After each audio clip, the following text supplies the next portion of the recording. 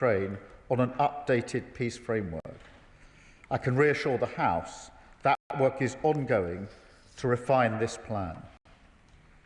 Mr. Speaker, we're clear about the fundamental principles here, that Ukraine's sovereignty must be maintained, that Ukraine should be able to defend herself in future, and that matters about Ukraine and its future must be determined by Ukraine. We are clear their voice must always be at the heart of the process, and elements relating to Europe and NATO will need the consent of Europe and NATO members. So there's still a long way to go and a tough road ahead, but we're more committed than ever to this cause and to pushing forward on this process. And that's why, Mr. Speaker, later this afternoon, President Macron, Chancellor Merz and I will convene the Coalition of the Willing, which now has 36 members, to discuss how we can advance the peace process and to discuss how we can continue to keep Ukraine in the fight right now. Because, Mr. Speaker, Ukraine continues to hold the line. They continue to mount a fearless defence of their country. And they deserve not just our respect, but our help and our support. After all, it is not just our values that are at risk here, it's our security too. In addition to targeting energy and food prices, Putin continues to seek to undermine our security, including, Mr. Speaker, by sending Russian ships into our waters. The Royal Navy intercepted 2 Russian ships in our waters in the last 2 weeks. So let me assure the House, we are more ready and determined than ever to protect our territory and protect the British people. As we work towards that end, we will never let up on the support that Ukraine needs, the vital defensive capabilities it needs to protect its people, and the economic pressure that we must continue to mount on Russia to cut off the fuel to their war machine. Mr. Speaker, the urgent need to take Russian oil and gas off the global market was something I discussed extensively at the G20. This is vital, especially now, as winter begins to bite in Ukraine and Putin continues his barbaric attacks on civilians and civilian energy infrastructure. Because, Mr. Speaker, as this House knows, and the British people know, there is only one nation that wants this war, only one nation that launched this illegal invasion, and only one nation that deploys a constant barrage aimed at murdering innocent civilians. We saw that again last night, Mr. Speaker, with Russia's strikes on Kyiv. Indeed, in the last week before last night, Russia launched over 1,200 drones and over 60 cruise and ballistic missiles at Ukraine, killing children like 7-year-old Amelia, a Polish citizen, killed alongside her mother by a Russian missile in Ternopil last Wednesday, an attack that took 34 lives in total. And, Mr. Speaker, last night, as a family, we celebrated my daughter's 15th birthday. Later, I saw images on the news of a young girl about the same age being pulled from the rubble of a building in Ukraine where her mother had just been killed. It's abhorrent. It's beyond belief. Yet Ukraine lives this same story every night in their cities and every day on the front line, where so many Ukrainians are killed fighting for their freedom. And, Mr. Speaker, we should not forget that Putin's aggression, his illegal actions, and his total disregard for human life has taken a huge toll on his own people. Thousands of Russian soldiers are killed every single day. 100,000 have been killed attacking Donetsk. In total, more than 1 million Russians have been killed or injured, all because of the depraved ambitions of one man. So, Mr. Speaker, we say again, this country will never falter in our support for the Ukrainian people. We will maintain a unity of purpose with our allies, and we will focus on delivering the calm, serious leadership that is needed to advance a just and lasting peace for Ukraine and indeed for the whole of Europe. Mr. Speaker, let me now turn to my broader discussions at the G20. I took the opportunity in South Africa to raise the ongoing and utterly horrifying situation in Sudan. We are working with our partners to break the restrictions on humanitarian aid and demand accountability. We must rally global pressure to stop the slaughter, achieve a sustained ceasefire, and ultimately to deliver a transition to civilian rule. Mr. Speaker, in South Africa, I also chaired the Global Fund replenishment alongside President Ramaphosa, leading the charge in the global fight against AIDS, TB, and malaria. Work that has already saved over 70 million lives. Yet, Mr. Speaker, malaria still kills a child under the age of 5 nearly every minute. 4,000 adolescent girls and young women still contract HIV every week. And TB remains the world's single deadliest infectious disease, even though we've had a cure for nearly a century. So we will keep driving this project forward because it's the right thing to do and because it helps protect the United Kingdom from future pandemics and health emergencies. Mr. Speaker, a central priority at the G20 was delivering economic security and opportunity, as it is at every international meeting I attend. A strong economy allows us to be strong in the world. Economic security is national security. So, Mr. Speaker, I can tell the House we delivered for the British people this weekend, including deals with South Africa for British firms to upgrade their railways and submarines, a £370 million deal for Rolls-Royce to supply jet engines to Algeria, and a £4 billion deal with Indonesia for new ships, delivering 1,000 jobs in Rosyth, Plymouth and Bristol, and delivering, if I may say, another rebuke to all the people who prematurely wrote off British shipbuilding. Mr. Speaker, we can only achieve these things, we can only deliver for the British people by working with our partners. And I think this is a moment to raise our sights. Mr. Speaker, the House will recall that it was when the global financial crisis struck that the G20 showed its full potential, when my predecessor, Gordon Brown, marshalled a global response to that crisis to protect the savings and finances of the British people.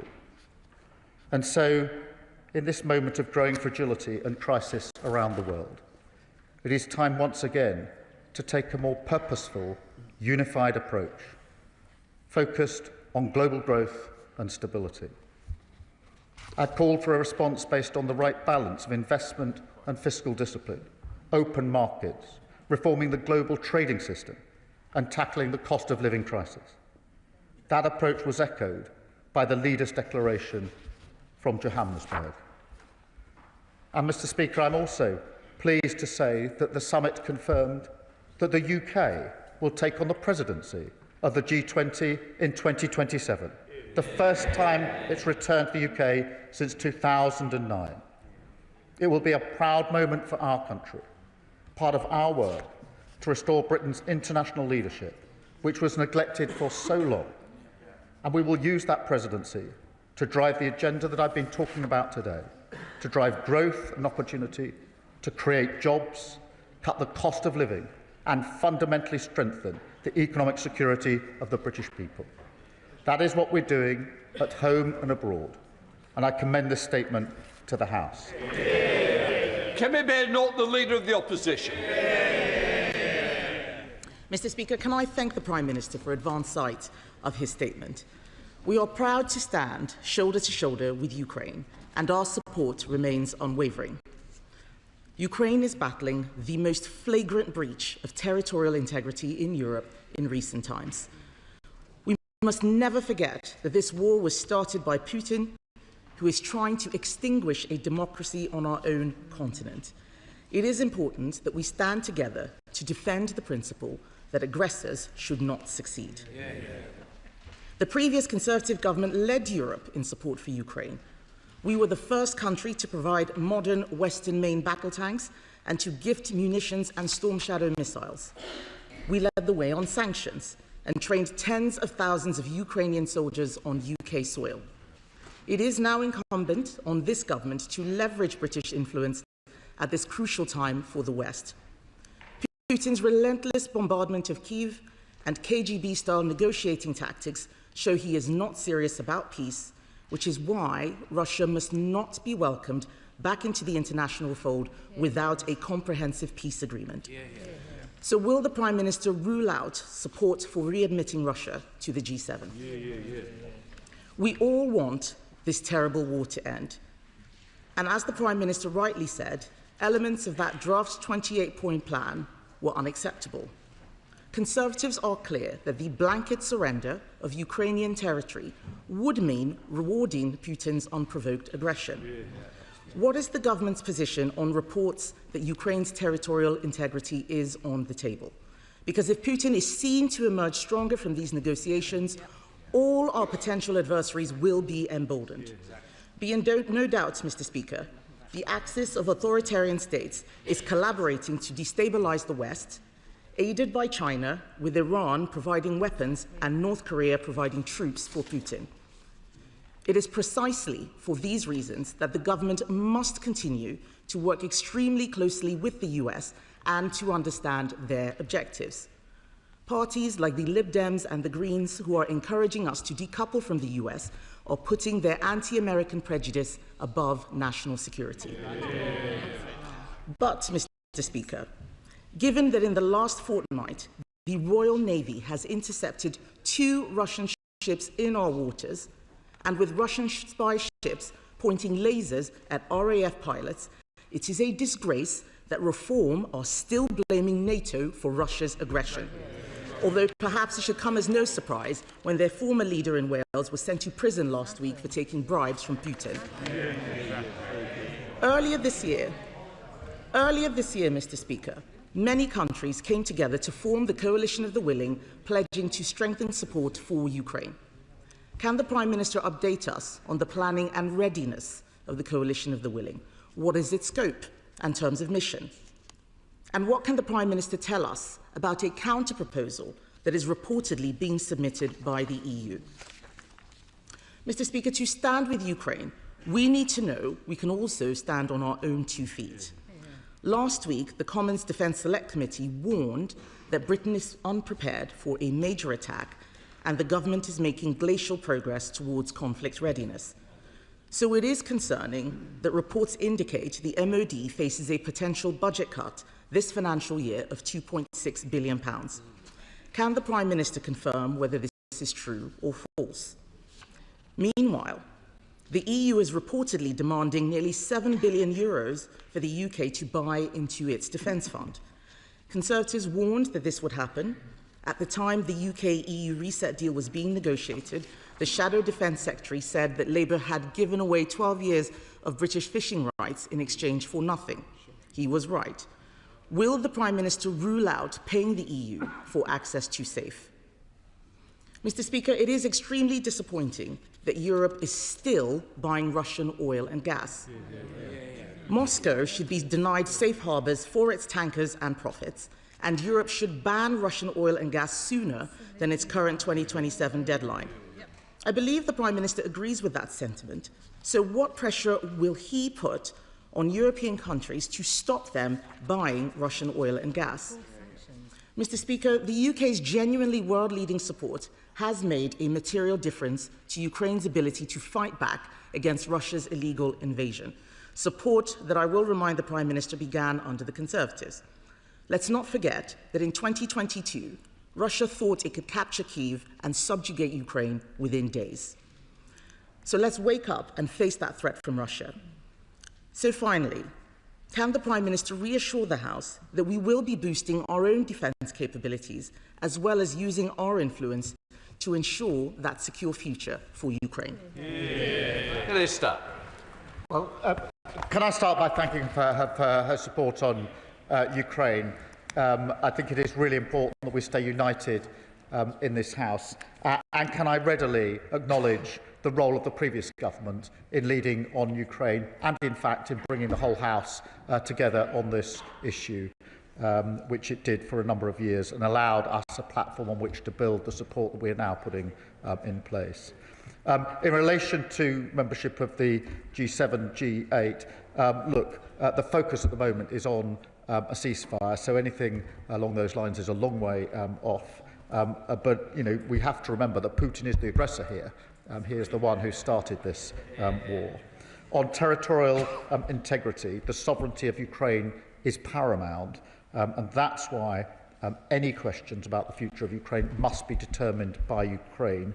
And that is why I've been speaking frequently to both President Trump and President Zelensky. President Zelensky probably 5 or 6 times in the last 2 or 3 days on a whole range of issues. Can I join her in her comments about reform? Because it is shocking that a senior official, the leader in Wales, has been jailed for over 10 years, a very significant sentence, for pro-Russia bribes. That is extraordinary. And that is why I say, and I say again, there should be that the reform leadership should have the courage to launch an investigation. How on earth did that happen in their party? And what other links are there? But today, and this statement and the questions across the House will reinforce once again that reform with their pro-Putin approach would have absolutely no role in bringing allies together on important issues across the globe. Mr. Speaker, she asks about the coalition of the willing.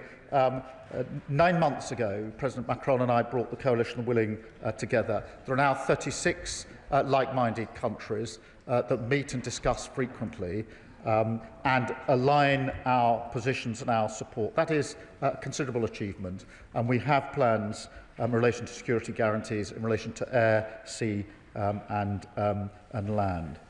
Mr. Speaker, on the text of the agreement that's being worked on in Geneva, there was an intensive discussion about this, as she would have expected at the G20, involving a number of key allies, both the E3 plus key coalition of willing allies, and the strong consensus was that we should work with the text that's in existence, unacceptable though some parts of it are, because other parts are essential, rather than a different text, and that is the process that's going on in Geneva, and I think that's the right approach. On defence spending, I've made my position clear, and it goes with the strategic review of defence as well as to how we take that forward. The safe negotiations are going on with the EU in the usual way, and one of the commitments I made in relation to our reset with the EU was that we would do it by quiet diplomacy rather than shouting from megaphones across the channel. On oil and gas, she asks, and this is really important, we are taking every opportunity to have extensive discussions to take Russian oil and gas off the market. This has to be done across Europe. It has to be done beyond Europe. There are discussions I've had beyond Europe on this issue. It is vital that we press ahead, and we are doing so and taking every opportunity. But can I return to where I started? I do genuinely think it's important in this House that we're united on Ukraine. The only winner, if we divide on party political grounds, will be Putin. And I again recognise the work and the lead that the previous government took, which I was proud to support in opposition. I'm proud to take that forward as Prime Minister. I'm grateful for the support that we're getting from the opposition. Chair of the Select Committee, Dame Emily Thornberry. Mr. Speaker, can I begin by complimenting the Prime Minister on his work on the international stage? But ask him, is he aware that yesterday a statement was put out by the 22 chairs of the Foreign Affairs Committees from parliaments from across the whole of Europe, and we made it clear that we are united in the belief that Ukraine's sovereignty is not just vitally important for brave Ukrainians, but it is vital for the continued security of Europe too. And so we are very pleased to hear from the Prime Minister when he assures the House that any plan that is to be agreed will be nothing about Ukraine without Ukraine, but can he also assure the House there will be nothing about Europe without Europe? Well, can I thank her for her question, but also reassure her I did see that letter that was put out yesterday. And she's absolutely right that this conflict affects Ukraine's sovereignty, but it also affects the whole of Europe, including the United Kingdom, both in our values and our security, and materially in relation to things like the cost of living and the price of energy. Nothing about Ukraine without Ukraine, nothing about Europe without Europe, nothing about NATO without NATO are key principles that sit behind the work that we're doing. Daisy Cooper, Deputy Leader of the Liberal Democrats.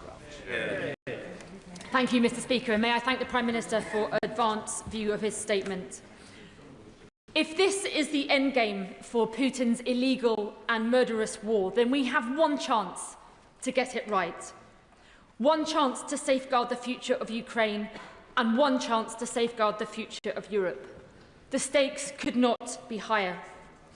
Many of us fear that President Trump is gearing up to betray the rights of Ukrainians. Ukrainians who have fought valiantly in the face of war crimes, torture and the abduction of thousands of children.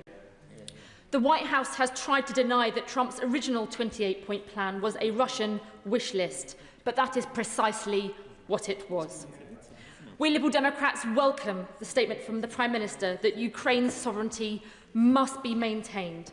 So when the Prime Minister speaks with the Coalition of Willing this afternoon, will he relay that all major parties in this House agree with him in unequivocally ruling out any proposals that limit Ukraine's sovereignty to defend itself now or in the future must be ruled out, including its right to join defence alliances like NATO? Mr. Speaker, will the Prime Minister also offer his support and that of the Coalition of Willing to join President Zelensky for any future negotiations with President Trump, so President Zelensky doesn't have to suffer the indignity of being bullied by Trump on his own once again, and so that Europe can show a strong and united stand? Mr. Speaker, the Prime Minister is absolutely right to request that Reform UK conducts an investigation into pro-Russian bribes. Can I ask the Prime Minister whether he will also then commission a second Russia report into Russian interference in our democracy? My honourable friend for Bicester and Woodstock has brought forward a bill enabling the unilateral seizure of Russian state assets in the UK. Can the Prime Minister confirm whether in his discussions with G20 partners he has secured any progress on plans to seize those frozen Russian assets, and if not, why not? Mr. Speaker, on Sudan, will the Prime Minister use his role as the penholder for Sudan to take the lead at the United Nations to secure and enforce a countrywide arms embargo? And finally, the Prime Minister did not mention China, despite reports that the Prime Minister met with the Chinese Premier at the G20. The apparent imminent approval of Chinese super embassy would be a moment of shame for this government. So will the Prime Minister block this application and summon the Chinese ambassador to make clear that we will not accept Beijing's efforts to spy on our parliament, nor will we accept their efforts to intimidate and harass Hong Kongers in our communities?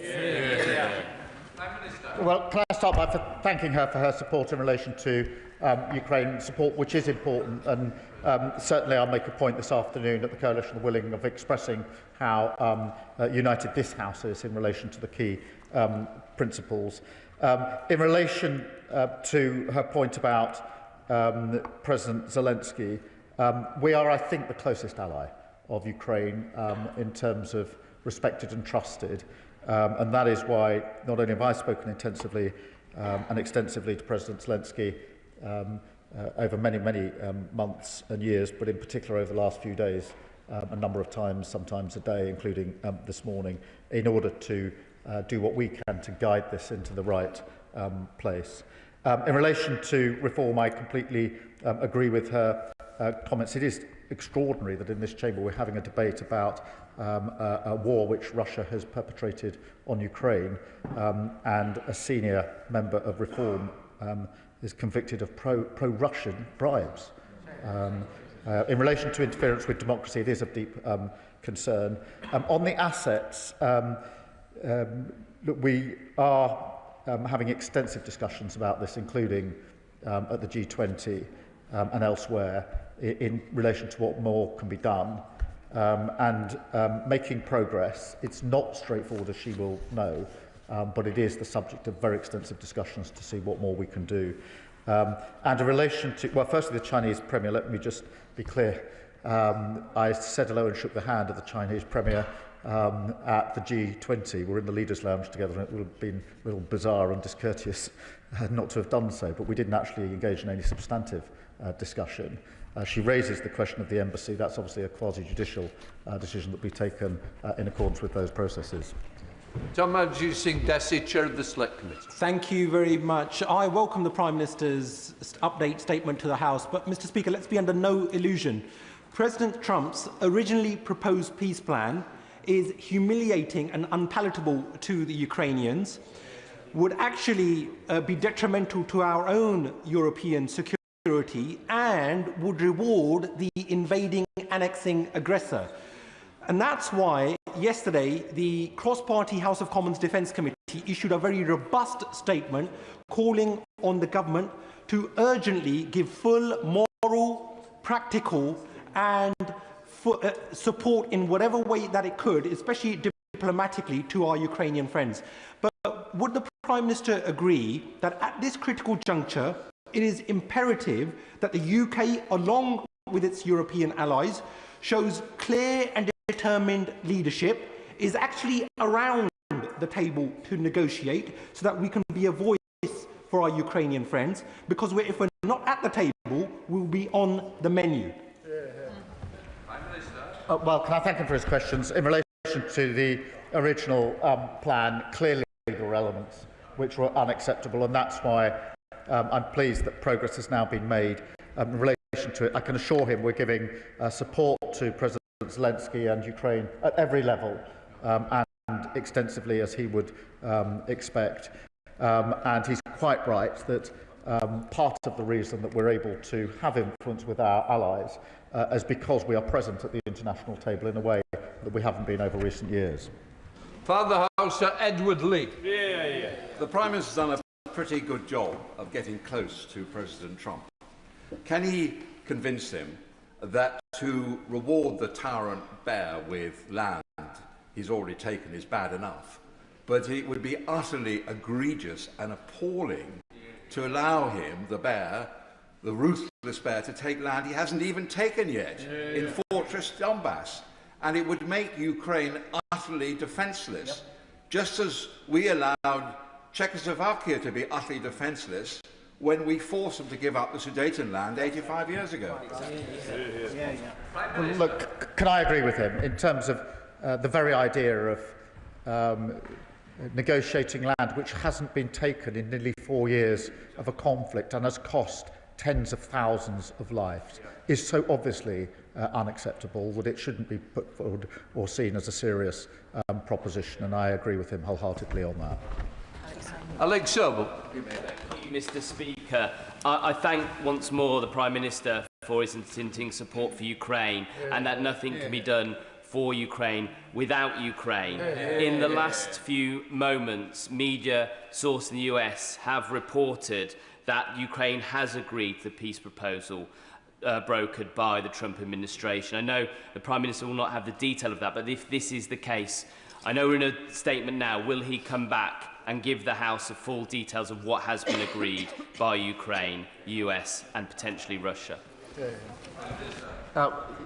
Yes, of course I will. From my discussions with President Zelensky this morning, I'll need to look precisely at that, but I suspect it won't be the whole of the agreement that needs to be reached, because obviously the discussions so far have been predominantly Ukraine-US. Obviously there are European elements that are important, NATO elements that are important that need further discussions, and of course none of this has been back to the Russian side yet. So I'll have a look at the report and look behind the headline. If there is anything material to report, I'll of course do it. My own sense is that it'll probably be progress on the Geneva exercise rather than the agreement of all elements. Sir John Whitting.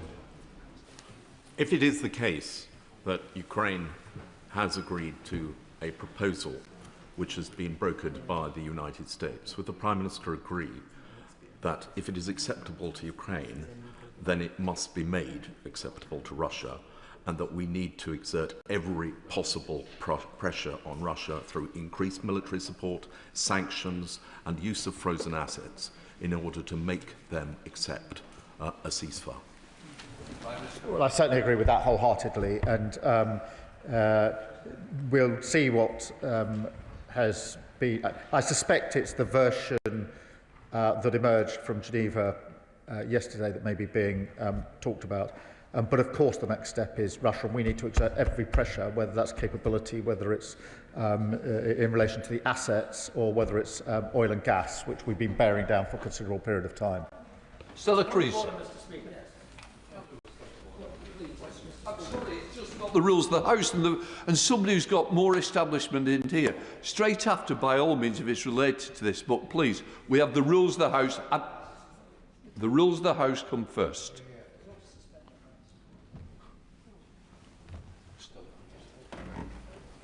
Thank you, Mr. Speaker. I think we all understand this is a breaking situation.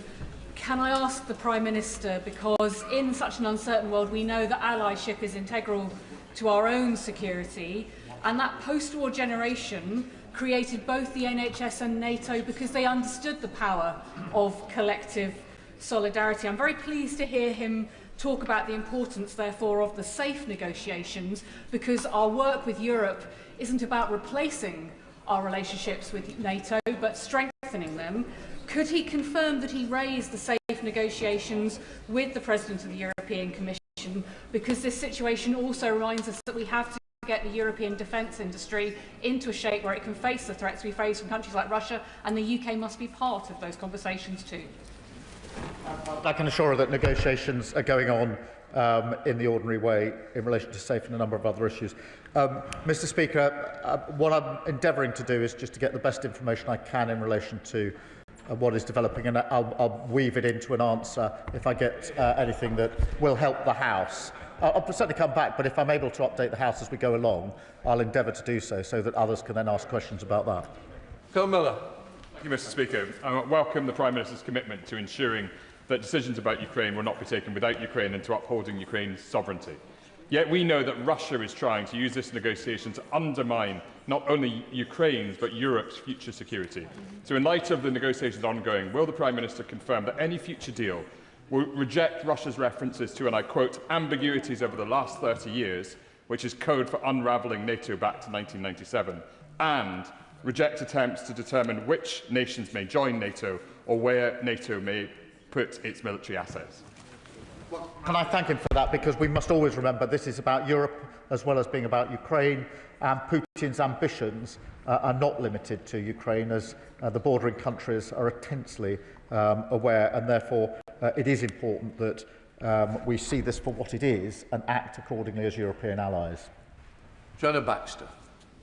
Mr. Speaker, I appreciate this is a developing situation, but we do know that at least 19,546 children from Ukraine have been stolen by Russia, sent to over 400 locations across 8 time zones. We know that 1.6 million children in the occupied territories are being subject to militarisation and indoctrination. We know that 200 military training camps turn Ukrainian children into Russian soldiers, and we know that 1 in 10 of the children who have been rescued from Russia have reported that they've been sexually abused. So, can the Prime Minister remind President Trump that behind every one of those figures is a child? And can he assure the House that any peace plan that's agreed will deliver the safe return of all the Ukrainian children have been stolen. And that Russia will be held to account for the war crimes that they continue to commit. Can I thank her for her campaigning and all of her efforts to keep a constant light on this appalling situation. It is shocking that Russia is treating these children as a weapon of war, kidnapping and subjecting them to all sorts of abuse and ill treatment. And we are doing and must do everything we can to safeguard these children and to get them back to their families where they belong. Sir Julian. Thank you, Mr. Speaker. May I ask the Prime Minister to focus on the question of effective security guarantees? Security guarantees only deter aggression if there is no doubt that the guarantor will act in accordance with the guarantee he has given. And therefore, if there is a security guarantee to unoccupied Ukraine, it is absolutely essential that the guarantor has some forces on the ground, because otherwise a guarantee to an unoccupied region that is a strategic vacuum can lead to a wider war by miscalculation by the killer in the Kremlin. Well, can I thank him for his question? That's why we've done so much work with the Coalition of the Willing in relation to the capability and the planning for land, air and sea, with detailed plans now, which are they're as advanced as they can be until we know what the next stage of the proceedings are. It's also why we and I have worked so hard with the US to get a US security guarantee going alongside the Coalition of the Willing, so that the two go together. And he'll have seen that that is part of the discussion in Geneva, on which we've managed to make some progress. Fleur Anderson. Thank you, Mr. Speaker. I join many others here today in welcoming the recent progress on the war in Ukraine and at the G20 in Geneva, and most recently. Putin is continuing to circumvent sanctions by other countries. Will the Coalition of the Willing work with those other countries, as the Prime Minister has explained will happen, to ensure that the money is cut off that's continuing to fuel the war and will enable a just and lasting peace and rebuilding of Ukraine? Well, I thank her for her question. This question of sanctions is absolutely vital, and bearing down on any individuals trying to circumvent those sanctions, and that's why we put in place the sanctions and the measures behind the sanctions, and we work with allies to make them enforceable. Stephen Flynn. Mr. Speaker, I think it's important to begin by stating that those on the far right who parrot the views of Putin and those on the far left who seek to undermine NATO are no friends of Ukraine. Now, I was pleased in the Prime Minister's statement to hear the unequivocal approach he's taken to responsibility in this regard, and rightly pinning it on one person, Vladimir Putin. He did, however, equivocate in relation to his response to the Leader of the Opposition with regards to the G8. Now, Katja Kallas from the European Union was very clear in her comments this morning that Russia cannot be in the G8. She said definitely not. Surely he agrees with that.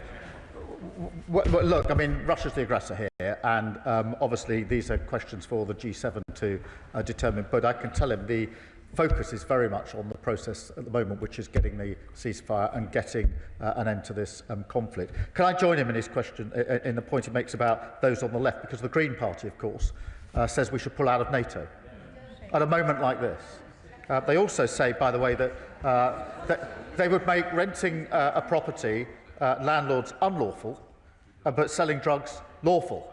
I have to say, I find that a little odd outside the school gate. Thank you, Mr. Speaker. Last week in Rochdale, I joined our proud Ukrainian community to mark the Holodomor, which was Stalin's forced famine of millions of Ukrainians in the 1930s. There's a modern-day Holodomor been going on in Ukraine thanks to the drone strikes and airstrikes of Putin's regime. So does he share my disgust, absolute disgust, at the treacherous actions of the former leader of Reform in Wales, who had lined his own pockets with cash from the Russian regime? And does he agree that Reform UK's refusal to carry out a full investigation just proves they really are Putin's poodles? Well, can I agree with him? This is clearly a really serious case. If any other party would want to investigate to assure itself that how did this happen? This is not a minor transgression. This is something that's now been visited with a 10-year sentence because it undermines our country. Surely the Reform leadership would want to know how did that happen on their watch? And also, what other links are there between their party and Russia? No wonder they're Putin-friendly. How on earth could they respond to a situation like this? There's no point standing up and saying you support Ukraine if within your own party you are pro-Russian. Sandra Mitchell.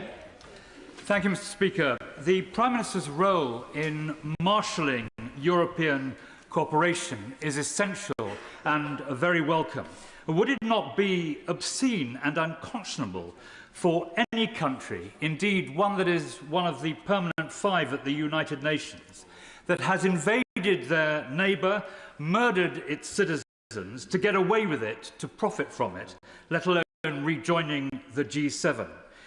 Mr. Speaker, have we not seen this film before? Do we not know how it ends? Yes. I'm grateful for him for raising this. That is why it is really important that we make the case for and ensure that it's a just and lasting peace, because we have seen this before. We've seen agreements brokered before without security guarantees, with the inevitable result that Putin will go again. And that's why, in relation to all of the principles I've been operating on, setting up the coalition and willing, and in all my discussions, it's got to be a just and lasting peace. It's got to be one that actually deters Putin from doing this again, because we know that without that deterrence, without those consequences, he has the ambition to go again, and he will go again, and we must guard against that. Uma Kumaran. Thank you, Mr. Speaker. Can I thank the Prime Minister for his steadfast leadership on Ukraine? My constituent, Roxolana, is one of the tens of thousands of Ukrainian families with a loved one missing under special circumstance. Families who don't know if their loved ones are detained, a prisoner of war, or even alive. It's likely Russia has not notified the ICRC on the status of thousands more prisoners of war. Yeah. On behalf of Roxolana and of all the Ukrainian families I met this weekend at St Mary's Ukrainian School, can the Prime Minister assure this House that the UK will support every effort to ensure that Russia complies with international humanitarian law regarding the treatment and identification of prisoners of war who are their loved ones and their families? Prime Minister. Well, can I thank her for raising this, and also for her work bearing down on this, in particular the meeting she had at the weekend. This is a really serious issue. We are raising it with our allies. It is further evidence of the total disregard that Russia has for any of the principles of war, even in an unjust war, and we will continue to bear down on it. Gavin Robinson. Mr. Speaker, over the last 18 months, the Prime Minister has shown himself to be influential and purposeful at significant times in this crisis, so I thank him for that. Mr. Speaker, whilst events may be superseding the statement this afternoon, there are some principles that should not change. Aggression must not be rewarded. Violence should not pay. There has always been an alternative to violence. But when the Prime Minister says rightly that there should be a just and a lasting peace, does he recognise that it may be difficult to sell a lasting peace to the people of Ukraine if so-called allies are forcing President Zelensky to accept an encroachment on his sovereign territory, and that those allies should be robustly defending Ukraine rather than allowing so-called friends to allow the loss of territory? Well, can I thank him and give him my assurance that I'm acutely aware of the need for this to be a lasting peace for Ukrainians. That is a large part of my discussion with President Zelensky as to how we bring that about. But I'm extremely mindful of the fact this has to be just and lasting for the Ukrainians who didn't start this war, don't want this war, have suffered hugely under this war, and need to be reassured that if there is a peace, it is going to last and they're not going to be subject to the same thing in just a few years' time. Dame Nia Griffith. Indeed, Madam Deputy Speaker. Well, I very much commend my right honourable friend's efforts to engage our allies in support for Ukraine. And does he agree that resolve, unity and support from the West is absolutely vital to give Ukraine the guarantees that it needs for a lasting peace? And how optimistic is he, therefore, about the resolve and commitment that he will secure from the Coalition of the Willing later today? Well, I'm grateful to I'm very confident about the assurance from the Coalition of the Willing because we've already agreed plans between the countries and the Coalition of the Willing that are as advanced now as they can be until we know the next stage of the process. Obviously, what I want to ensure is that that is forged or welded together with US guarantees alongside of the Coalition of the Willing, which will be then the strongest possible guarantees. Richard Ford. Thank you, Madam Deputy Speaker. The Prime Minister welcomed the inclusion in the 28-point peace plan of security guarantees. Point 10 of the proposed plan says if Russia invades Ukraine, it would lead to a decisive, coordinated military response. Who would coordinate that response, and what does the Prime Minister anticipate would be the UK's part in it? I thank him for his question. Without going to the details, but the plans that the Coalition of Willing have drawn up are about capability and coordination and command structures, and therefore a huge amount of military work has gone into exactly how that would operate in practice. So these aren't simply countries saying, here's some capability that I'm prepared to put on the table, as it were. They're military plans capable of being put into effect when they're needed. Joe Powell. Thank you, Madam Deputy Speaker. Can I thank the Prime Minister for all his efforts on ramping up the economic pressure on Putin, including oil and gas and the shadow fleet. On the $300+ billion of Russian sovereign banking assets in the West, we know there are a few holdouts in the European Union who don't want to mobilise this loan backed by those assets as a down payment on reparations. Could he update us on what progress has been made to get that over the line and get that money moving? Yeah. Well, I thank him, and a proposal has been put forward in relation to how the assets could possibly be used. Obviously, that does require a high level of agreement by various interested parties. That's why extensive discussions are going on as to how we can make that progress. But there's no pretending that it's simple and straightforward. It isn't, but that shouldn't stop us trying to make further progress. Sir Roger Gale. Thank you, Madam Deputy Speaker. I understand that the order of the day when dealing with Mr. Trump is flattery. I'm afraid, Madam Deputy Speaker, that 42 years of experience in this House haven't yet qualified me for that level of sycophancy. The presentation of a Kremlin wish list by the White House as a peace plan is risible, something that the Prime Minister has indicated rather more elegantly than I am myself. Would the Prime Minister seriously consider, if necessarily unilaterally, ensuring that the legislation goes through so that the frozen Russian assets can be used to support the Ukrainian war effort? On the assets, I do want to make progress. My strong view is that if we're to make progress, it's better that as many countries as possible act at the same time. And that's what we're trying to achieve. If we do that, obviously, we will take whatever steps are necessary. But at the moment, my focus is on those discussions to try to progress this discussion, which has been difficult and fraught with risk, but nonetheless there is a willingness, I think, to move forward on it. And then other discussions I had in the margins of the G20 were with countries outside of Europe to see whether they will act at the same time along with us if we get that far, because I do think it's important to do so. Alex Barris-Curtis. Madam Deputy Speaker. Madam Deputy Speaker, I'm very proud to represent Cardiff West in this place.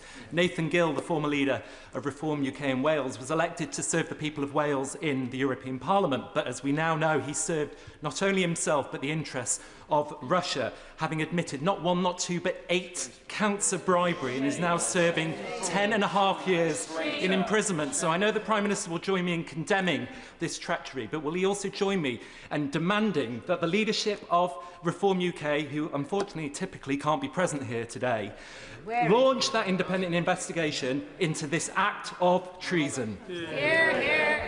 Well, he puts the point very powerfully, and it must be uncomfortable to hear this for the Reform Party. This is completely undermining our national security.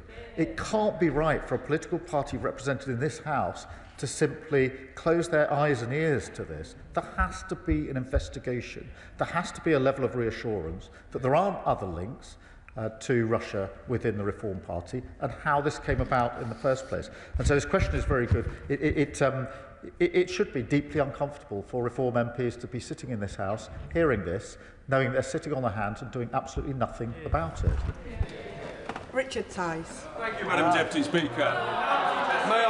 May I remind the House that last year I personally donated a 5-figure sum, bought a pickup truck, filled it with first aid supplies, and drove it with other friends and colleagues to Ukraine and donated it to the brave soldiers of Ukraine. So my support and Reform support for Ukraine has been rock solid, Prime Minister, throughout. And it is important that this House is united, which it is, Madam Deputy Speaker. And last week, when the 28-point plan emerged, we rejected it immediately. Just yesterday, Prime Minister, I was with a Ukrainian delegation, and we were talking specifically about the leverage that the European nations has with regard to the frozen assets, the majority of which, of course, are here in Europe. So would I urge the Prime Minister, amongst all of the noise, to utilise that leverage, because that, I think, is one of the most powerful negotiating points that the West has against the vile dictator Putin. Well, Mr. Speaker, he could have stood up and said that Reform's seen sense and decided they will have an investigation in relation to what happened in this bribery case. And I don't doubt that he drove and personally committed in relation to support. But the simple fact is this: you can't be pro-Putin and pro-Ukraine. You have to decide between the two, and Reform is pro-Putin, and that is why they undermine. Well, they've just been convicted, a 10-year sentence for bribe, for what? Taking pro-Russian bribes. It couldn't be clearer than that. And an unwillingness to say we need to investigate how on earth that happened. Can he not see the inconsistency in what he's saying? Rachel Maskell, and then I'll be calling Steve Darling. Thank you, Madam Deputy Speaker. It is feared that the brutality in El Fasher will only intensify and also spread to Tooele and beyond if international action isn't convened and focused on the resolutions that are needed, not least to stop the incursions with drones supplied via the UAE and mercenaries as well. Could the Prime Minister say more about what happened in South Africa to put that focus which is necessary, and what the next steps are to stop the expansion of the atrocities we're witnessing in Sudan? Can I thank you for raising Sudan, because what was an appalling situation is even more appalling over recent days and weeks. And we discussed it pretty extensively in the G20 and support the work that the Quad is doing in relation to this. And that is aimed predominantly at a ceasefire and the provision of humanitarian aid. This is the worst humanitarian situation in the world, and bringing about a better resolution. Madam Deputy Speaker, can I just do my best to update the House in relation to the news? As I understand it, and this is coming to me secondhand, so I'm not if this turns out to be not entirely accurate, I hope the House will forgive me. I'll come back and correct the record. But my understanding is this is not a new agreement. It is Ukraine confirming they're happy with the draft that emerged in Geneva yesterday, which of course doesn't cover the question of territory. So my best understanding is this is a confirmation of basically what came out of Geneva, that it isn't a new set of proposals or agreements in any way. So I think that's what it is. If I get more information, I'll update the House and we can discuss it in due course. Steve Darling. Thank you, Madam Deputy Speaker. The Prime Minister talks of having extensive discussions about limiting the export of oil and gas from Russia. This is the engine that is driving the machine of the war effort from Russia. The Danish waters could offer the key to killing the shadow fleet with an international convention regulating the shipping going through those straits. That would stop the shadow fleet and stop a significant part of this shadow fleet activity supporting Russia. It would also drive environmental support for this area with the stronger regulations with this convention. What consideration has the Prime Minister and his colleagues given to this?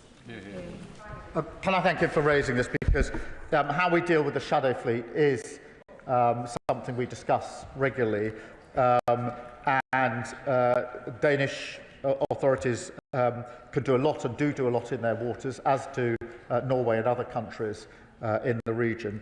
And we are looking at what further we could do in relation to the shadow fleet, because his underlying point is hugely important, which is the oil and gas are fueling Russia's aggression here, and that's why we need to ensure that oil and gas is taken off the market. That can only happen if we deal, amongst other things, with the shadow fleet.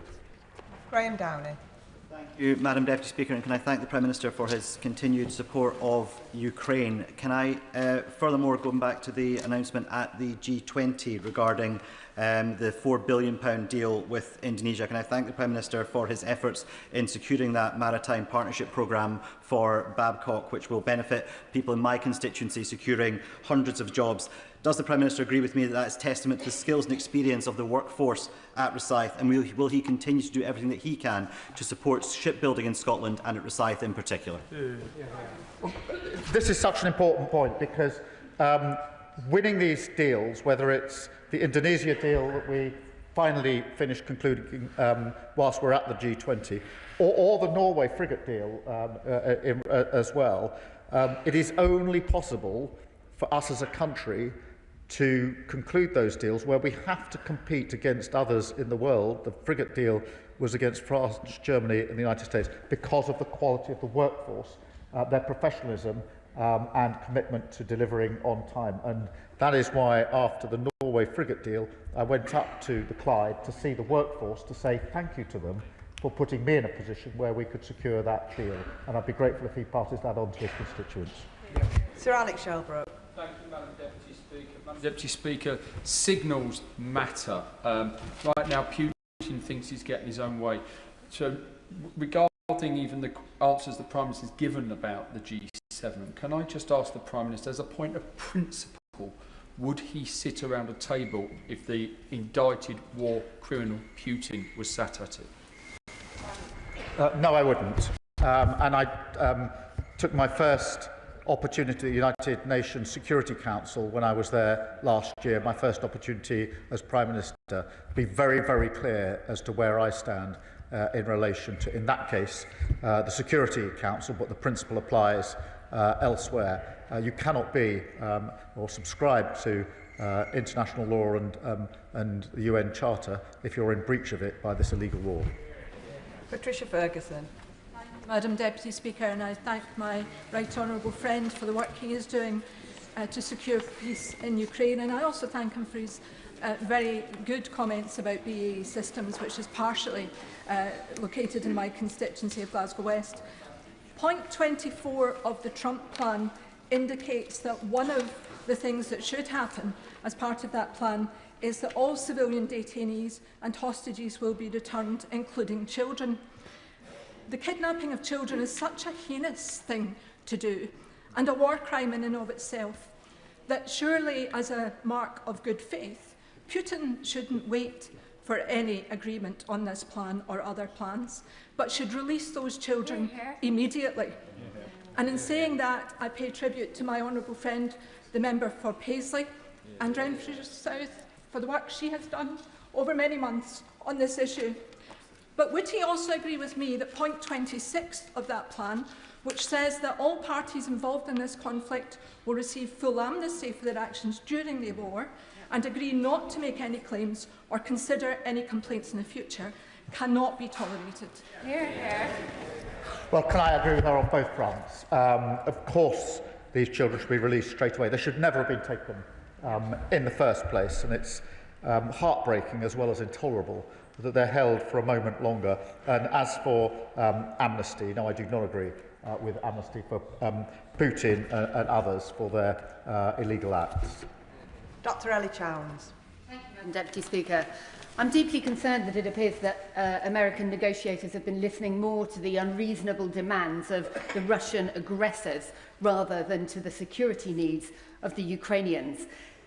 Can the Prime Minister assure me that in his conversations with President Trump, he has made absolutely clear that the voices of Ukrainians have to be front and centre in securing any just and lasting peace? I can assure her that in all my discussions, the principles I set out to the House, that matters on the future of Ukraine must be for Ukraine, have been the guiding principles in everything that we've done.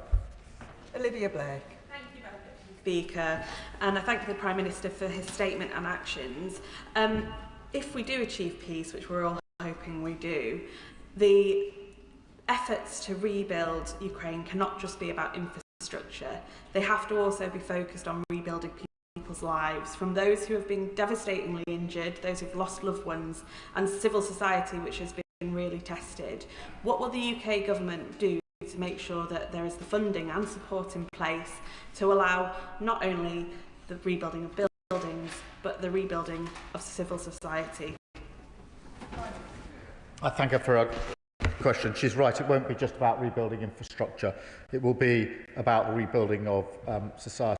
And that's why I was really pleased last year to sign the 100-year agreement we had with Ukraine, which was intended to and does show that this isn't an agreement just for the duration of the conflict, but is something that goes well beyond the conflict to the lasting relationship that I hope we will have between our two countries. David Mundell. Thank you, Madam Deputy Speaker, and I was very pleased that the Prime Minister also mentioned Sudan, and we can't be blind to Russia's malign interest there or indeed across the Sahel. But can I ask him specifically what discussions he had with Prime Minister Modi about his approach both to Russian oil, but also to what appear to be his overly friendly social media posts towards President Putin? Well, I won't disclose all the details of my discussions, but he can rest assured that the principles that I've set out to the House guide me in all of those discussions. Rupert Hook. Thank you, Madam Deputy Speaker. I thank the Prime Minister for his statement and updating us all while this is obviously a fast-moving situation. Last week at the OSCE, we harrowingly heard from our Ukrainian counterparts how 20,000 children have been abducted by Russia since this war began. So can I ask him again to reiterate that in the just and lasting peace that we all seek, that they are at the centre of all this, and to send a clear and immediate message, as Pink Floyd might have put it, hey, Putin, leave those kids alone. Well, I agree with the principle she puts forward. I'm not sure I'll put it quite in the terms she does, but I think the sentiment is one that's shared. But I mean, you know, this is just the idea of kidnapping children as an act of war and a weapon of war is just so disgusting, frankly, that we should do absolutely everything we can, not only to ensure that the children are safe and secure in return, but also there's full accountability. Matt Pritchard. Madam Deputy Speaker, can I thank the Prime Minister for his statement? But if I may, just sort of, Madam Deputy Speaker, caution the Prime Minister. I understand that the reports that were referred to by the Honourable Member for Leeds North West are a single source US official, unnamed, And I just think that we might be falling into a trap here that others want us to fall into, and that is bouncing the Ukrainians ahead of an arbitrary deadline of Thanksgiving Day. So I think we need to ensure that officials and all of us are able to verify sources and corroborate, even if they are reported in the mainstream media and repeated in the United Kingdom. So therefore, Madam Deputy Speaker, I'm still allowed, I believe, to ask the question, what reassurance can the Prime Minister give the people of this country, and indeed Ukraine, that President Trump's very bad 28-point plan is not now replaced by a bad 19-point plan? Because we all know from history that both Ukraine, Europe, the United Kingdom, and even our allies, the United States, will rue the day that we roll over for Putin. Because if we reward the aggressor, we know that history tells us they come back for more. Can I thank him? And my instinct is with him on the breaking news. I spoke to President Zelensky about 4 hours ago, and I've obviously spoken to him extensively, so I've got a pretty good sense of where he's at on this. I'm intending to speak to him again this afternoon, but I think... I'm sorry? Well, my instinct is that this probably isn't anything of greater significance than what was coming out of yesterday. If it is, of course, I'll make another statement. But I spoke to him this morning and got a very clear sense of where he's at. I'm intending to speak to him again this afternoon. We've got the coalition willing. If there is anything, I will, of course, update the House. But he's right to caution the underlying point he makes, which is that we must hold to the principle that matters about the future of Ukraine are for Ukraine. And that means we must be engaging as extensively as we are with the President and the Ukrainians to make sure that every step of the way we are taking into account in a practical sense that matters for Ukraine must be for Ukraine. That can only happen if we're talking to them in the way that we are. Peter Swallow. Thank you, Madam Deputy Speaker. May I refer members to my register of interest and thank the Prime Minister for the leadership he has shown on Ukraine. Madam Deputy Speaker, Year 6 students from St Margaret Clitheroe School in Bracknell have written to me to express their deep concern about the ongoing crisis we're seeing in Sudan. So can I thank the Prime Minister for his leadership at the G20 on this conflict and ask him what message he has for St Margaret Clitheroe students who are concerned about this deep tragedy. Well, can he please pass the message back to them to say thank you for raising this. It is important that they've done so, and the fact that they raised it with him means it's been now raised through him on the floor of this House, so they're directly inputting into our democracy and accountability, and assure them that we are working with partners to bring about an end to the appalling situation in Sudan, the biggest humanitarian crisis in the world, and not just of recent days and weeks, but for a very long time, just simply worse and more intense, and that if we could reassure them we're doing everything we can with partners to bring an end to this awful situation, and thank them for their input. Claire Young. Thank you, Madam Deputy Speaker. The Prime Minister referred to Putin's barbaric attacks on civilian energy infrastructure. What discussions has he had with his G20 counterparts about learning from Ukraine's experience to protect energy supplies and infrastructure from Russian hostile action? Well, firstly, thank her for raising this, because the attacks on the energy supplies are intended to inflict damage on civilians in Ukraine, as it does on a regular basis, particularly as we go into the winter. We're doing two things. We're working with the Ukrainians on what more support we can give to them to safeguard their energy supplies, but of course with allies we're looking at where there are any issues that we need to address in relation to any vulnerabilities that we may have. Laura Kirk-Smith. Thank you, Madam Deputy Speaker, and I thank the Prime Minister for his updates on the G20 and in particular for his commitment to the Global Fund, which I think we should be really proud of. I was also very pleased to see Sudan referenced in the joint declaration of the G20 leaders. As the Prime Minister has said, it's the world's worst humanitarian crisis, but we're also seeing appalling accounts of war crimes. So can I ask what more the Prime Minister will now do with global partners to secure a ceasefire, protect civilians and hold the warring parties to account for their crimes? Well, can I thank her for a question? In particular, the Global Fund is so important. She heard the statistics that I went through. In relation to the wider situation, the focus is very much on a cessation of hostilities and humanitarian support, which is desperately needed. Sir Bernard Jenkins. Thank you, Madam Deputy Speaker. Does the Prime Minister agree with many assessments that make clear that Russia is actually in a far weaker position than President Putin pretends, so long as we continue to support the war effort in Ukraine? But that also depends upon us developing more independent, non-American capability, and the best way to do that is to fund the Ukrainians to develop their own capabilities so that they can continue to defend their own country. Well, can I thank him for that, because it is important that we make clear that Russia is in a much weaker position than they pretend, and we should always remember that the early briefings and intelligence in relation to this conflict were that Russia would achieve its end in a matter of a few weeks at the very beginning of the war. Here we are nearly 4 years in, and because of the fearless defence of the Ukrainians, supported by others, that hasn't been the case. Secondly, in relation to the damage to their economy that sanctions and other financial issues are having, that has done real damage if you look at the inflation rate and the impact on their economy. But his central point is really important because the plans of the coalition of the willing are premised on Ukraine having the capability that it needs, around which the plans that we've put in place would operate, not as a substitute or as an alternative, but actually based on Ukraine having the ability and capability within Ukraine to do what it needs to do to safeguard and self-protect. Catherine Atkinson. Thank you, Madam Deputy Speaker. Trains, planes and submarines. The Prime Minister put the pride of Derby manufacturing front and centre of his G20. Millions saw him on a train made in Derby, halfway around the world in Johannesburg, showing the world what our city is famous for.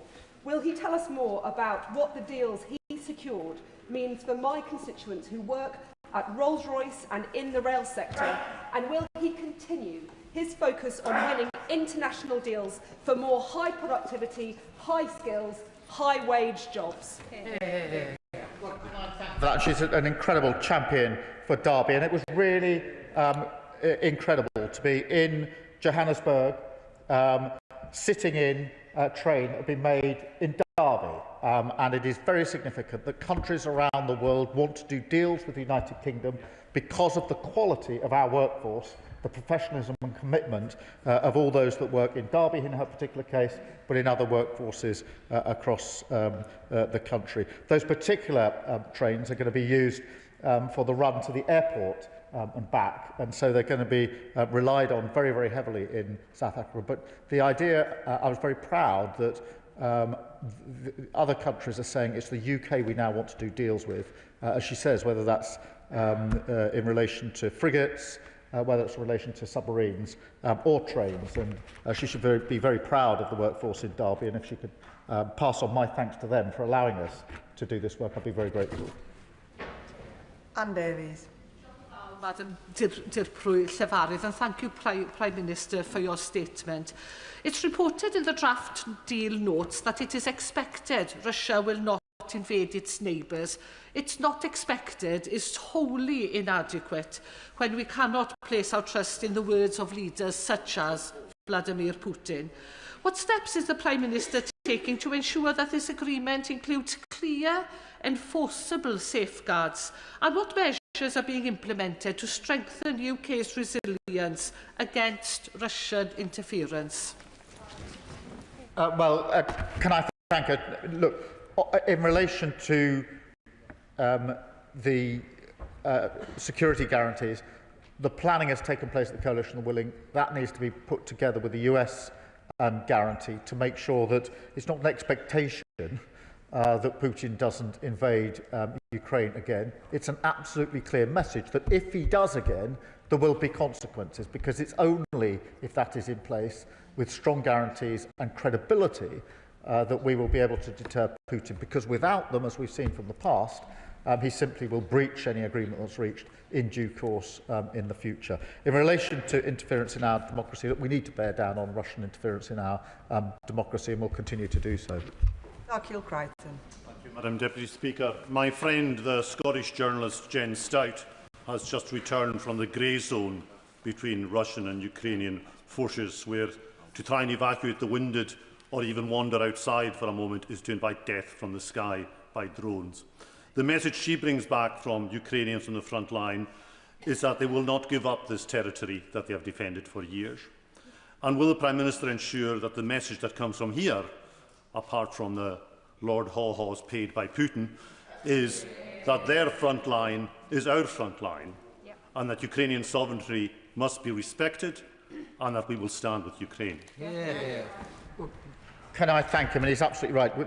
The change in the use of drone warfare over the course of the last 3 to 4 years has been very accelerated, very intense, to the point now, as he really reflects, that if you're seen, you're dead. And that is the effect of drone warfare, and everybody on the front line absolutely understands that. Tens of thousands have been lives have been lost defending particular lines, in Donetsk in particular. And I will never forget visiting a hospital in Kyiv where I met those that had been burnt very badly on the front line and were receiving treatment in those hospitals, which was a very poignant reminder of the impact this is having on Ukrainians. And it is no wonder that they are not going to give that up after so much sacrifice. Sir Desmond Swain. What indication was there that Putin would accept even the earlier iteration of this agreement? Very good question. Well, I'm not able to say, because I've not been involved in any discussions with Putin as he would have expected. But I mean, the main thing is to be clear that the draft was not acceptable in a number of respects, but did have essential elements which are going to be required, which is why the work is being done to ensure that we get to a place that is acceptable to Ukraine, and then can be used as a basis, I hope, of some sort of negotiated outcome. John Slinger. Thank you, Madam Deputy Speaker. I strongly welcome the Prime Minister's emphasis on a just and lasting peace. Does he agree that while it is noble to want the fighting to stop, in any conflict this can always be achieved by giving in to the aggressor's demands? And history shows that this is not peace, it is appeasement. Does he further agree that Ukraine must not be forced to give up its territory and long-term security needs, not only for their defence, but because this would weaken the very principles of sovereignty and the rules-based system, endangering us all? Can I agree with the principles he set out and assure him that I'll make the point at the meeting of the coalition this afternoon that I always make when we meet, which is, whilst we are working for peace and trying to put in place security guarantees, we must not let up on keeping Ukraine in the fight now. It is a big mistake, and I do worry that because of the hope of peace, it is always possible that the focus goes off the fact that Ukraine needs support now to stay in the fight, and we must never lose that focus. Robin Swan. Thank you very much, Madam Deputy Speaker. The Prime Minister's statement says that Putin continues to seek to undermine our security. So when a deal is done to the satisfaction of Ukraine, can the Prime Minister give this House an assurance that the defence and the preparations for our security against Putin, because he won't give up, will continue in regards to the work that we continue to do? I can give him that reassurance, but I'll give him the reassurance that we won't wait until there's some agreement in place to ensure that. We're taking those measures now. Jim Dixon. Thank you, Madam Deputy Speaker, and on behalf of my constituents, can I congratulate the Prime Minister in demonstrating UK leadership by supporting the Ukrainian government and President Zelensky to turn the 28-point peace plan, which very much appears to have been authored by Russia, into a much more acceptable 19-point peace plan, which clearly needs to be built on. Does the Prime Minister agree with me, and again the majority of my constituents who contact me, that it's vital the UK and Europe remain absolutely steadfast in their support for Ukraine to achieve a lasting and just peace? Well, I do agree with him and his constituents, and we are doing everything we can to ensure that. It is remarkable that through the coalition of willing, which is mainly European countries, but not just European countries, Japan and Canada and Australia were centrally involved in our discussions over the weekend, there's been such a singular purpose in supporting Ukraine. Thank you, Madam Deputy Speaker. And I appreciate that this statement might be being outpaced by events outside of this chamber. But negotiating this peace deal with Russia seems to be at odds with nearly 4 years of steadfast military support. The overriding message is that the rules-based order means nothing, that will acquiesce to countries that breach sovereign borders, and actions no longer have consequences. The Prime Minister may as well be waving a piece of paper at Heston Aerodrome. The message this sends to our adversaries, and specifically the message it sends to China, is that the West will be too weak to take action if China invades Taiwan. He mentioned earlier that Russia will face consequences if it invades again. So when he says a just and lasting peace, what consequences will Russia face for their current actions, or can they act with impunity? We had a pretty good tone up until now, but I'm not here waving some piece of paper.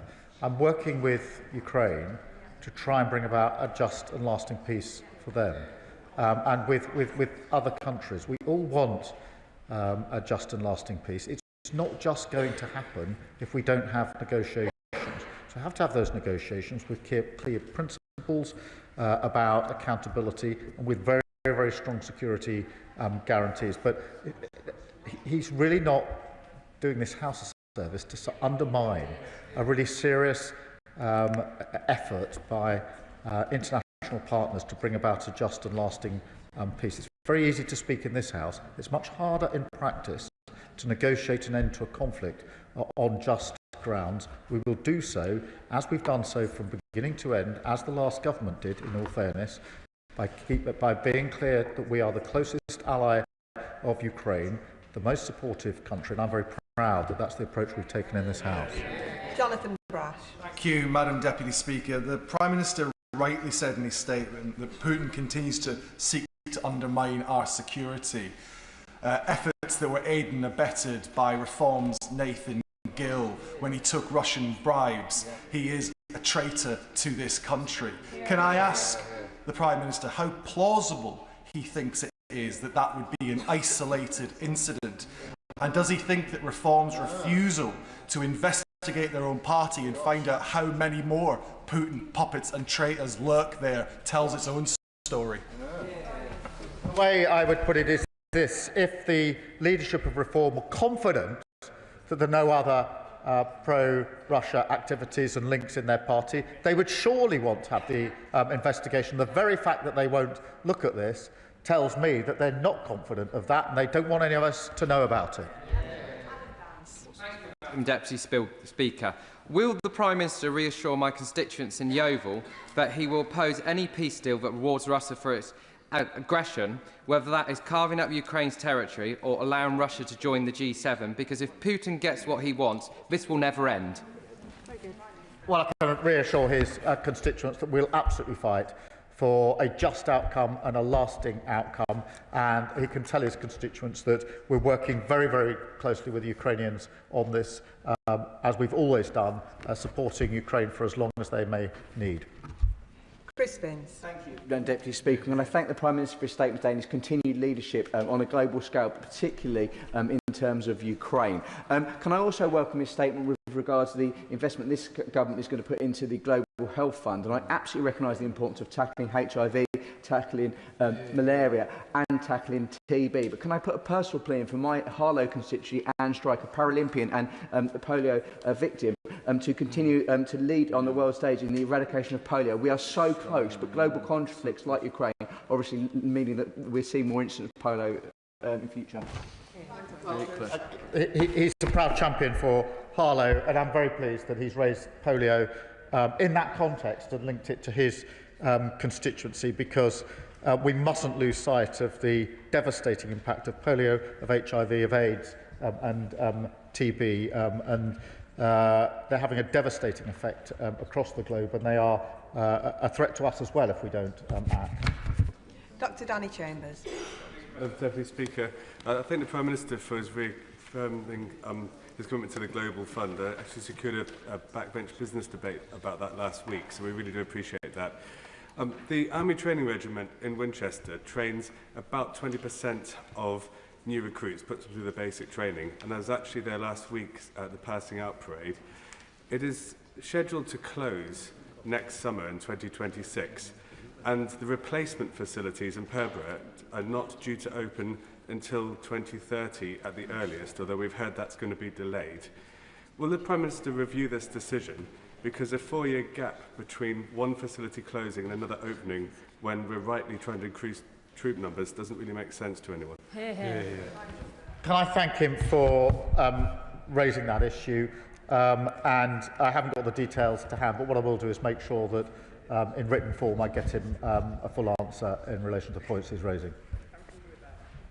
Sammy Wilson. Thank you, Madam Deputy Speaker.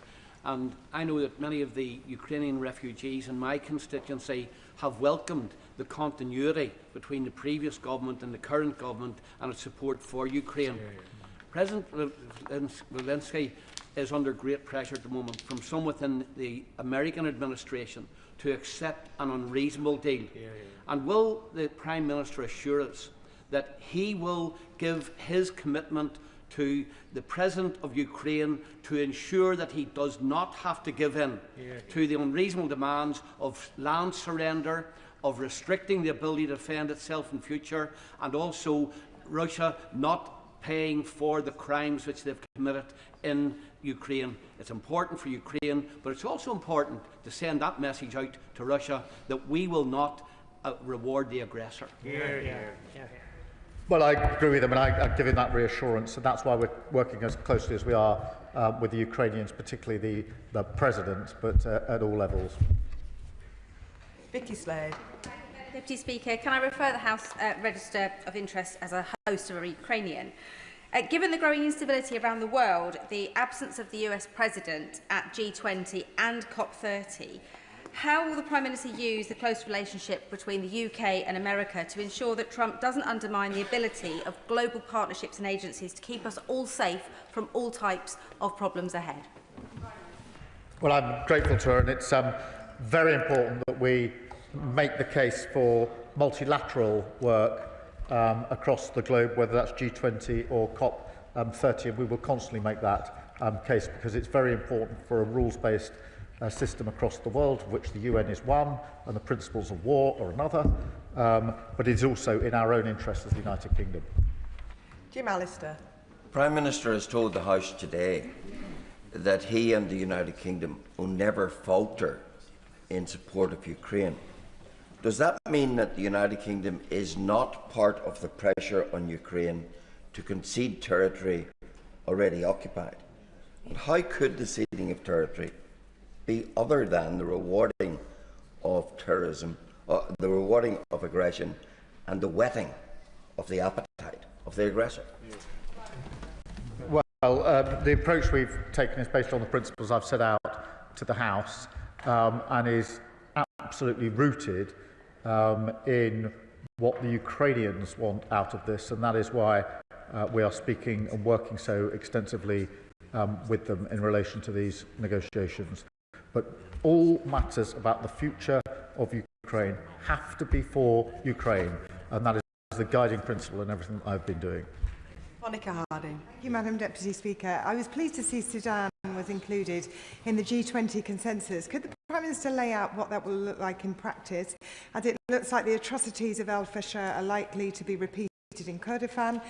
What protections will be in place for the safe passage of civilians, humanitarian workers, the funding gap in assistance, and importantly, what conversations with or about states who are said to be funding the belligerents and keeping the war going, including the UAE? Can I thank her for raising that and reassure her we're having extensive conversations with the Quad that are driving this forward on all fronts, but most immediately on the humanitarian situation, and we'll keep the House updated. And the final question, Jim Shannon. Thank you, Madam Deputy Speaker.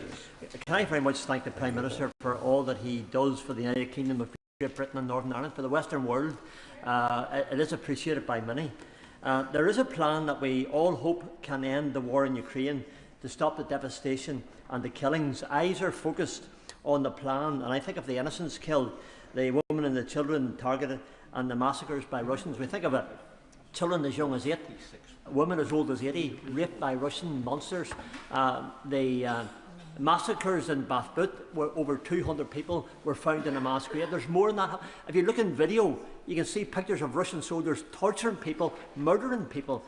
I would suggest that when it comes to accountability, there must be, whatever peace will bring, it has to ensure that Russians who have carried out terrible crimes are made accountable. So can the Prime Minister confirm that there will be retribution? As a Christian, I know there will be retribution in the next world, but what I want to see is retribution in this world for them, and then eternal damnation for the rest of their lives. Thank you for raising that, and it may be the last question, but it's a really important one in terms of the atrocities and the impact that this has had on all Ukrainians. And I remember in the early days of the conflict seeing the images of civilians handcuffed and shot in the head, laying in the streets just outside Kyiv. It was shocking. I went to those communities when I was over there and talked to the individuals, and it was their brothers, their sisters, their families, their colleagues who had had their hands tied and been shot in the head. And it fell to those individuals to pick the bodies up, to put them in shopping trolleys, wheel them to their church, and try to give them the best burial they could in the circumstances. And we should never lose sight of the human impact that these atrocities have, not only in relation to those individuals, but on all of us, myself included. That concludes the statement, and I'll give the House a few moments for the front benches to settle.